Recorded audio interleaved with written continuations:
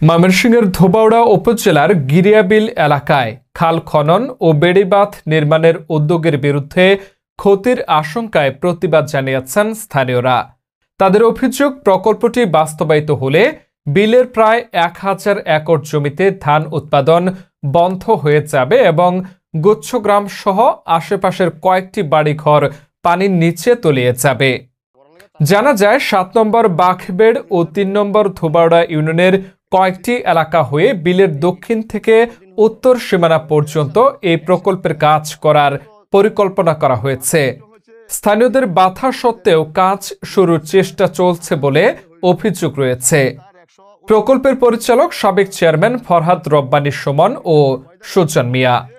এ বিষয়ে প্রকল্প পরিচালক ও সাবেক ইউপি চেয়ারম্যান ফরহাদ রব্বানী সুমন বলেন, আমি ক্ষতির পক্ষে নই, আমি এলাকার উন্নয়নের জন্য কাজ করছি।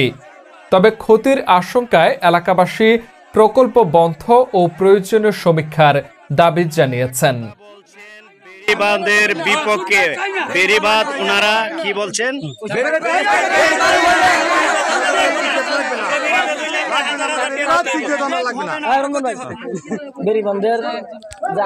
আজকে আমরা নয়নকান্দি গুচ্ছগ্রামে গেরিয়া বন্ধ এলাকায় আজকে যে একদল লোক তারা হীন স্বার্থে যে এক বেড়িবাঁধ এবং সুইচ গেট নির্মাণ করতেছে।